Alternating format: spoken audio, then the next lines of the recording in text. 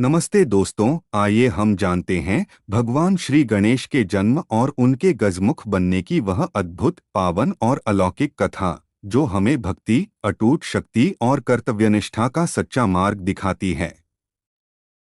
भगवान श्री गणेश के प्राकट्य और गणेश कहलाने की संपूर्ण एवं विस्तृत गाथा। भगवान गणेश का जन्म किसी साधारण प्रक्रिया से नहीं, बल्कि आदि शक्ति माता पार्वती के शुद्ध संकल्प और उनकी दिव्य चेतना से हुआ था। चलिए इस कथा को जानते हैं। पौराणिक काल में जब महादेव कैलाश छोड़कर गहन तपस्या के लिए चले गए थे, तब माता पार्वती स्वयं को अकेला अनुभव करती थीं। एक दिन जब वे स्नान करने जा रही थीं, तो उन्हें विचार आया कि उनका एक ऐसा रक्षक होना चाहिए जो केवल और केवल उनके प्रति निष्ठावान हो। माता ने अपने शरीर पर लगे दिव्य चंदन और उपटन के लेप को उतारकर उससे एक अत्यंत सुंदर और हष्टपुष्ट बालक की आकृति निर्मित की। जब माता ने उसमें प्राणों का संचार किया, तो वह बालक साक्षात तेज के समान चमक उठा। माता ने उसे अपना पुत्र स्वीकार किया और उसे अमोघ शक्तियां प्रदान कीं।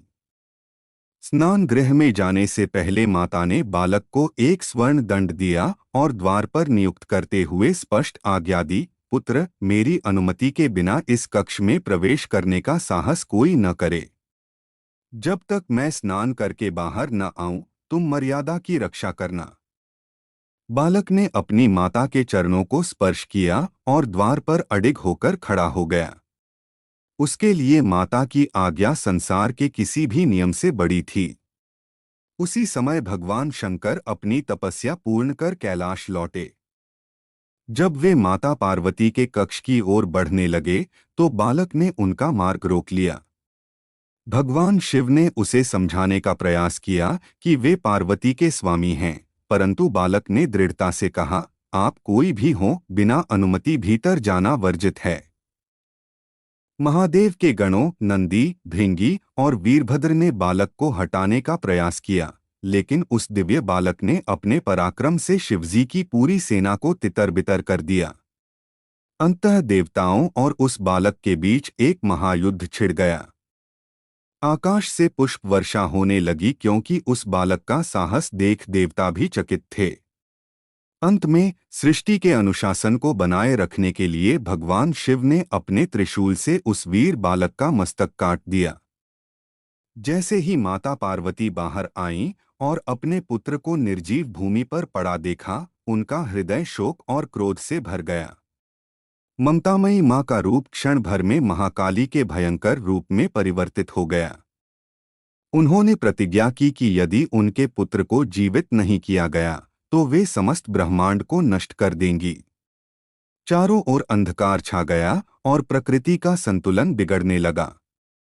ब्रह्मा, विष्णु और समस्त देवताओं ने मिलकर आदि शक्ति की स्तुति की और उनसे शांत होने की प्रार्थना की।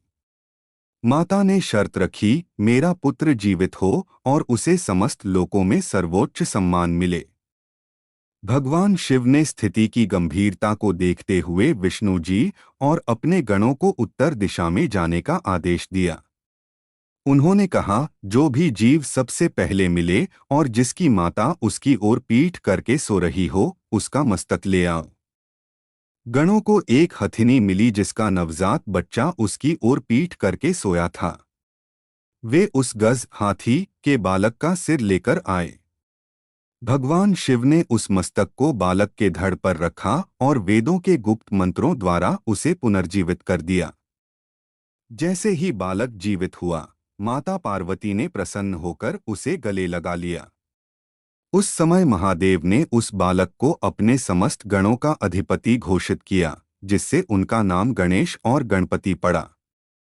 भगवान शिव, ब्रह्मा और विष्णु ने मिलकर उन्हें आशीर्वाद दिया कि सृष्टि में कोई भी कार्य, विवाह, गृह प्रवेश या पूजा गणेश के स्मरण के बिना पूर्ण नहीं होगा। वे विघ्नहर्ता कहलाएंगे, जो अपने भक्तों के मार्ग की सारी बाधाएं अपनी सूंड से हटा देंगे। हाथी का सिर उन्हें असीम बुद्धिमानी और विवेक का प्रतीक बना देगा। भगवान गणेश की यह विस्तृत कथा हमें सिखाती है कि जब हम अहंकार, सिर का त्याग करते हैं, तभी हमें दिव्य बुद्धि और नया जीवन प्राप्त होता है। उनका विशाल मस्तक गंभीर सोच का, बड़े कान धैर्यपूर्वक सुनने का और छोटी आंखें सूक्ष्म दृष्टि का प्रतीक हैं। वे केवल एक देवता नहीं, बल्कि शक्ति और भक्ति के संगम हैं। आज भी हर शुभ कार्य की शुरुआत में श्री गणेशाय नमः का उच्चारण हमें इसी गौरवशाली इतिहास की याद दिलाता है और हमारे कार्यों को निर्विघ्न संपन्न करने की शक्ति देता है। तो दोस्तों, कैसी लगी आपको ये कथा? और अगर आपको और भी कथाएं जानना चाहते हैं तो हमारे चैनल पर बने रहे। आपका बहुत बहुत धन्यवाद हमारी वीडियो देखने के लिए। अगर आपको ऐसी और कहानी देखनी है तो आप हमारे चैनल पर कमेंट करें, हम आपको वही वैसे ही वीडियो जरूर दिखाएंगे। जय श्री गणेश।